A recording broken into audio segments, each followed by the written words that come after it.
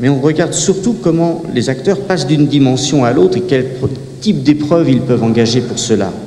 Comment une affaire sportive peut donner lieu ou non à des débats médiatiques, comment le droit peut être mobilisé ou critiqué, comment une affaire peut basculer dans une controverse scientifique, laquelle peut donner lieu à une querelle métrologique, comment un calendrier sportif peut interférer avec des jeux d'expertise.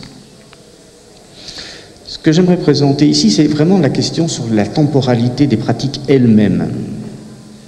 La littérature sur le sujet considère souvent que la consommation de produits dopants peut se décrire exclusivement par l'explicitation des formes de coercition imposées par une culture sportive. D'autres défendent l'idée d'une conséquence de décisions individuelles et rationnelles, ou encore des logiques de surgissement de contraintes propres à une situation donnée. Donc j'ai discuté respectivement une sociologie durkheimienne, une approche de l'individualisme méthodologique et la tradition ouverte par l'ethnométhodologie. C'est assurément intéressant, mais il me semble qu'il y a quelques limites. Ma proposition, c'est de travailler à partir des temporalités des acteurs pour montrer que les formes de domination, de pouvoir, de coercition, contrairement à ce que dit Bourdieu, ne s'appliquent pas tout le temps. Et nous proposons de regarder à quel moment le poids de la structure, de la culture va s'imposer et va manifester des contraintes en partant des récits des sportifs. À partir du même matériau, il nous a paru que le même sportif pouvait en effet indexer ses pratiques dopantes à un calcul rationnel, mais qu'à d'autres moments, il pouvait lâcher. Ce qui nourrit l'idée qu'il faut prendre pour cela le temps des acteurs comme objet. Enfin, les jeux d'ajustement à une situation n'est pas plus automatique, car si à certains moments, par exemple, ce que l'on appelle le dopage festif, c'est bien d'agir comme les autres qui est important, la prise en compte d'un futur, par exemple celui d'un possible contrôle antidopage, peut être plus ou moins présent.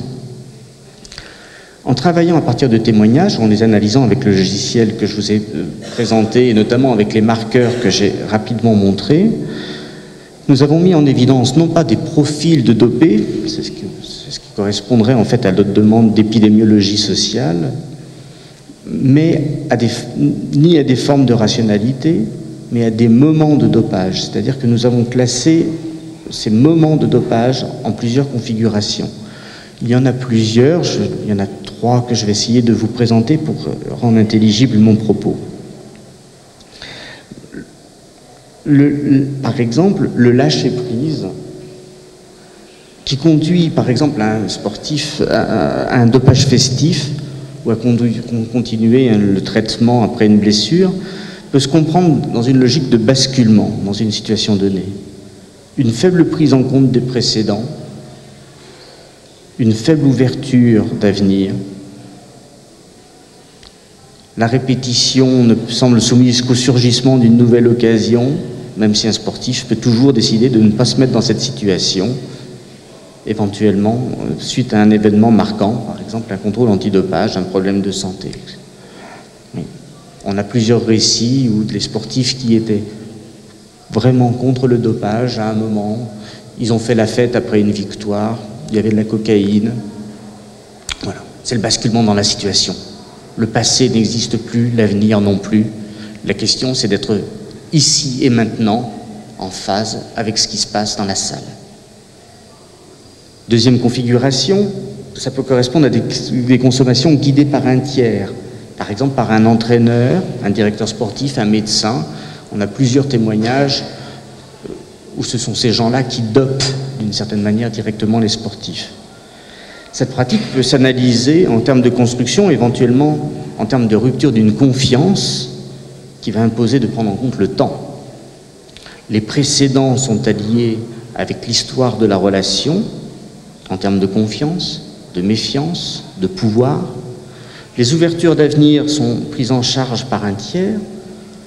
L'orientation temporelle dominante, c'est celle d'une routine fixée par un protocole qui va déterminer des produits, les modalités de les prises, les doses, et les formes de vigilance qui peuvent naître si on sort de cette relation. ne peut fonctionner que si on confronte des faits et des indices externes. C'est par exemple le cas de quelques sportifs que nous avons interrogés qui vont se prendre le temps de regarder la notice des médicaments qu'ils sont allés chercher pour s'apercevoir que c'est des produits dopants alors qu'ils ne le savaient pas. Et donc là, vous voyez bien qu'il y a un basculement et que la question de la confiance et de la méfiance est largement structurée par un événement qui va marquer vraiment une rupture. Une troisième modalité correspond au cas où le sportif s'efforce de contrôler lui-même au maximum ses prises de produits. Les prises en compte des précédents est assez forte puisqu'il va garder en mémoire ces différentes prises. Il tient des cahiers, il va réaliser des bilans sanguins régulièrement pour ajuster ses consommations. Et là, la figure temporelle dominante est celle de l'expérimentation, qui revient à envisager un futur nouveau, mais sous la contrainte d'une réversibilité.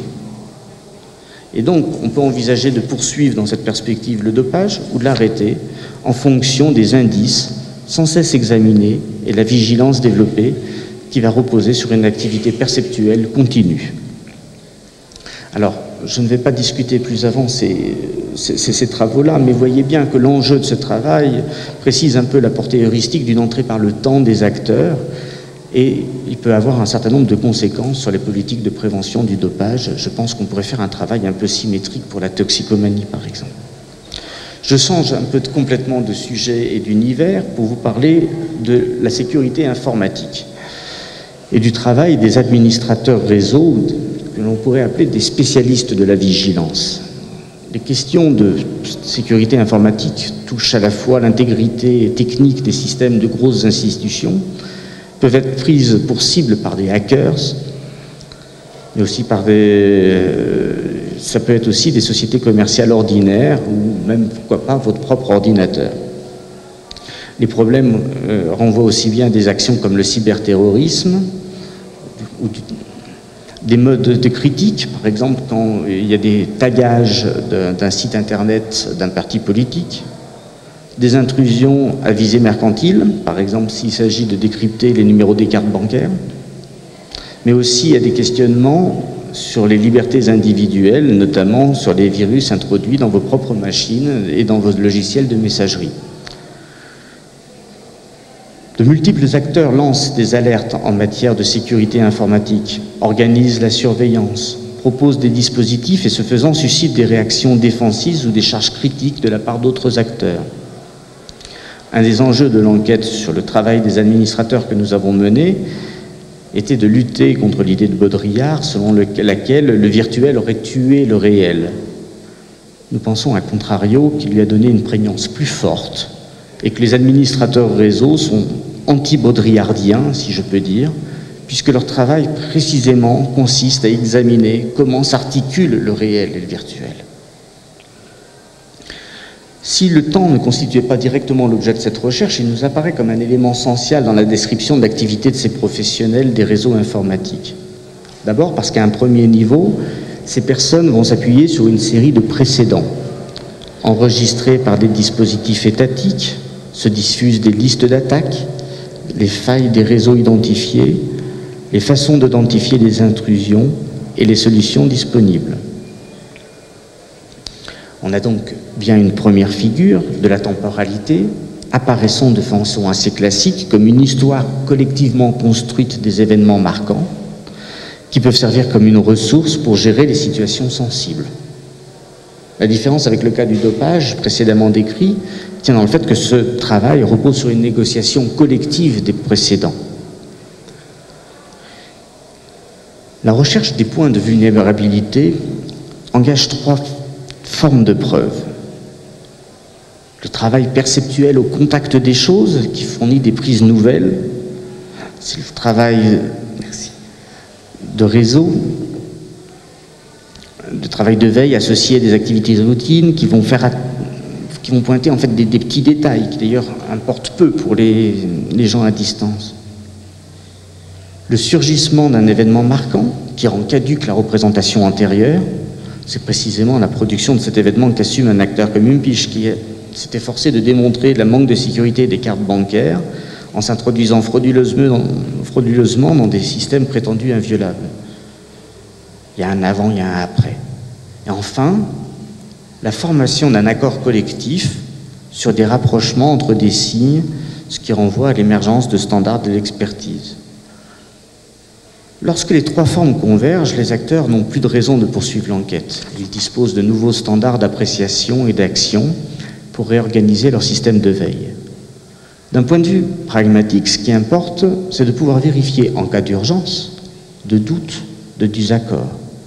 La vérificabilité, qui se confond souvent avec le sentiment de confiance, est plus important que la vérification elle-même, car elle pointe sur une vérification potentielle ou virtuelle. Mais parallèlement, on va repérer un travail d'anticipation d'enquête pour identifier les vulnérabilités possibles. Soit la potentialité qu'un programme soit déjà dans votre système, soit d'envisager les failles possibles. Et à l'instar des raisonnements décrits dans la logique de l'enquête de Dewey, un des ressorts utilisés par ces professionnels est bien une logique qui est ni entièrement déductive, ni inductive, mais bien abductive. Quelles conditions faut-il imaginer pour que l'on puisse tirer Y de X? Ainsi, les questions de sécurité informatique supposent un travail continu de vigilance, d'adaptation à des dispositifs qui rend encore plus décisive la visibilité publique des cas de violation et des droits. Et l'occurrence régulière des défaillances et d'attaques est l'occasion pour ces professionnels de la sécurité informatique d'éprouver leurs dispositifs. Nous avons parallèlement montré qu'une grande partie de cette activité consiste à enrôler, au sens latourien du terme, les utilisateurs dans cette vigilance. Votre administrateur réseau va essayer de vous éduquer à la vigilance. Et on peut analyser, enfin nous avons analysé à partir d'un corpus de messages d'administrateurs destinés à des usagers, combien ils vont s'efforcer de vous faire partager les menaces possibles, à vous apprendre des principes des intrusions, des doutes que l'on peut avoir quand on reçoit un mail suspect, et surtout la manière de construire des bonnes épreuves. Donc cette activité professionnelle que vous partagez finalement se construit comme un apprentissage continu de la vigilance sur lequel l'anticipation, les scénarisations du passé et du futur sont absolument centrales. Dernier terrain que je me propose de discuter avec vous, c'est les controverses sur les bio-nanotechnologies.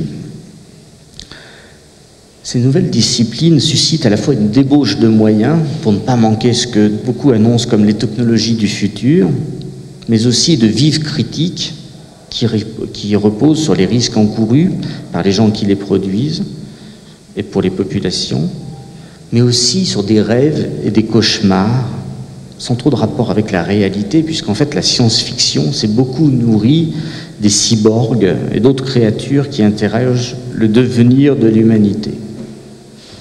Robots androïdes, cerveaux électroniques, nanopuces, implants, cyborgs ou autres avatars du génie technologique. Comment la multiplication des controverses autour de ces objets et des promesses technologiques qui leur sont associées affecte-t-elle le sens commun? Il nous semble que c'est par ce type de questions que l'on peut échapper à des études sur l'acceptabilité des risques, posture qui entre nous pose un réel problème politique aux sociologues un peu engagés, dotés d'une conscience politique, à une étude sur la rationalité des acteurs ou à réduire l'enquête aux courants anti-science qui peuvent se développer. Notre travail permet de s'intéresser à l'argumentation en tenant compte des aspects temporels et historiques.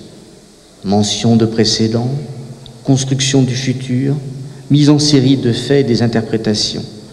L'étude de marqueurs comme « désormais » ou « dorénavant » est généralement laissée à des spécialistes du langage, mais comme l'ont montré Marianne Doury et Francis Chateau-Renaud, l'analyse des « désormais » dans les corpus permet de saisir à la fois la dynamique des débats et des controverses et les logiques performatives sous certaines déclarations publiques. Comme le précisent ces auteurs, l'étude des alertes et des controverses montre l'importance des usages des marqueurs temporels servant à qualifier la nature et l'extension du danger, en particulier l'épaisseur temporelle des phénomènes en jeu et le degré d'urgence dans le passage à l'action.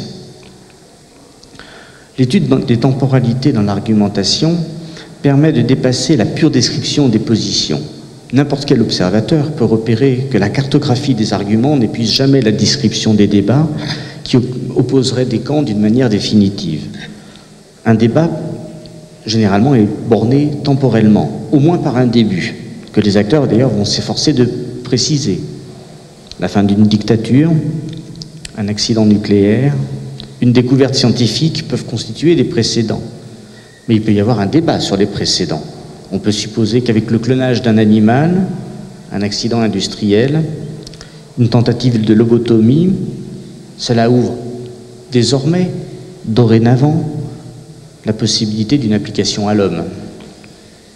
Mais on peut aussi savoir si tel événement, anecdotique, peut être considéré ou non comme les prémices de quelque chose de prometteur ou de catastrophique. Le bornage futur donne lieu aussi à des querelles qui vont engager l'action et qui reposent sur des scénarisations du futur. Une propriété à étudier comme le type de futur engagé. Est-ce pour demain? Est-ce pour bientôt? Est-ce dans un avenir proche? À terme? Par ailleurs, comment s'articule le type de futur engagé et les prédictions avec les événements ici et maintenant qui donnent lieu à des argumentations? Bon, ce travail est encore en cours et ne peut être décrit intégralement. Il s'appuie là encore sur le développement de la socio-informatique, puisque nous continuons à développer des logiciels pour saisir toutes ces dimensions dans de très volumineux corpus. Mais pour illustrer notre démarche, je propose de regarder une petite controverse, ou plutôt une série de controverses, conduisant certains protagonistes à évoquer les mutations du genre humain. Avec l'un de mes doctorants, nous avons étudié les débats sur le cas d'Oscar Pistorius. Vous savez, c'est cet athlète sud-africain, amputé des jambes, qui demande à courir avec les valides grâce à des prothèses issues de récents progrès de la recherche technologique. On peut décrire ce dossier en distinguant deux controverses, l'une classique, l'autre, on va l'appeler une controverse d'anticipation. La première controverse convoque des arguments métrologiques. Il porte sur les façons de mesurer l'avantage que lui conféreraient ces prothèses par rapport à un valide. Autant des arguments métrologiques qui vont irradier jusqu'à parler donc de considérations juridiques. Il y a un débat sur le point du règlement de la Fédération internationale. Éthique, l'exclusion d'une personne handicapée soulève l'indignation. Sportive, le calendrier des expertises n'est guère compatible avec le calendrier sportif et le calendrier d'entraînement.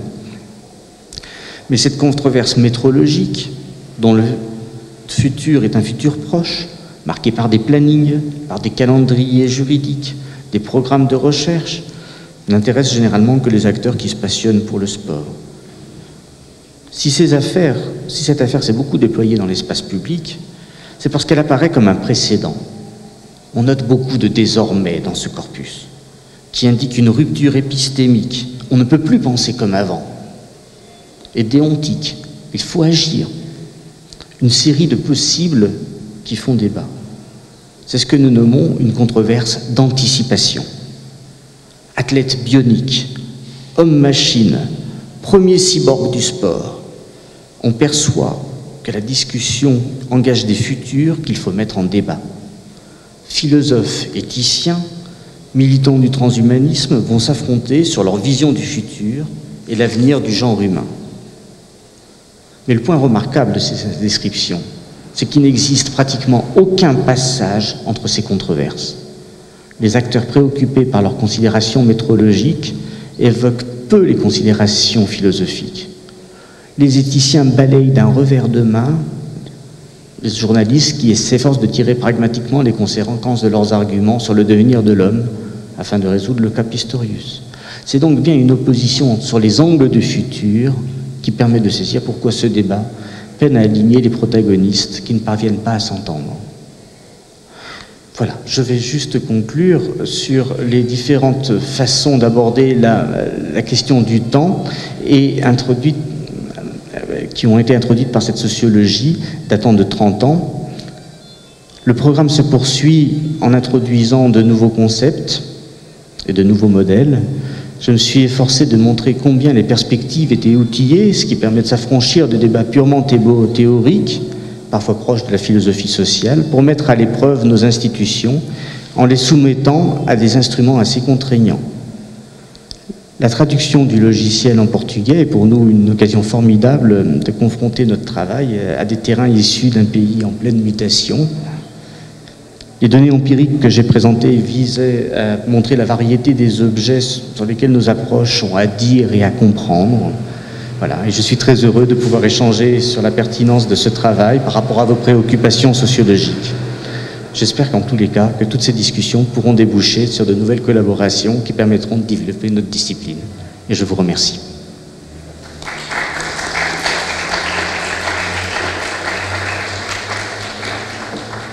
Nós temos 10 minutos, se alguém quiser fazer alguma questão.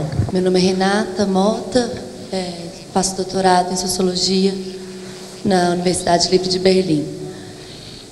Eu queria mais um esclarecimento. Essa diferença entre a controvérsia metodológica e a controvérsia de antecipação, o que eu achei interessante é que você fez uma crítica aos estudos de controvérsia que fazem apenas um mapeamento dos argumentos. E se eu entendi bem, a ideia da controvérsia da antecipação, ela foca na historicidade dos argumentos. Como que você faz isso metodologicamente? Que tipo de descrição? É uma descrição temporal, baseada em argumentos, pelos esses marcadores de urgência, precedente, ou tem alguma fonte de dados externa para fazer uma cronologia? Seria a temporalidade dos atores eles mesmos ou a temporalidade objetiva externa, não sei, de alguma outra fonte de dados externos? É isso que eu queria entender. Obrigada. Oui, enfin, sur un point, on est assez d'accord. Je suis assez critique par rapport à une analyse des controverses qui vont se contenter de cartographier les positions. Parce qu'il me semble que s'il y a controverse, si j'essaye de vous convaincre de quelque chose ou l'inverse, c'est qu'on part de la possibilité qu'il y en a un des deux qui peut changer d'avis, faire une inflexion, sinon on ne discute pas. Et si on se contente de cartographier les positions, eh bien en fait on nie la possibilité que le débat puisse évoluer. À ce titre-là, il faut bien, pas simplement, il faut dépasser la cartographie pour analyser la dynamique de la controverse, de voir comment les positions peuvent évoluer. Et c'est la deuxième partie de la question, en tous les cas c'est comme ça que je l'entends, c'est comment elles peuvent évoluer. Et elles peuvent évoluer sur la pression de l'argument, c'est-à-dire que je vais faire venir un expert du climat, un expert de l'éthique, et voilà. Mais ça peut aussi venir par un événement qui va complètement bouleverser le débat. En France, par exemple, on a un débat sur le nucléaire qui peine à trouver sa place, enfin j'ai envie de dire sur l'Europe.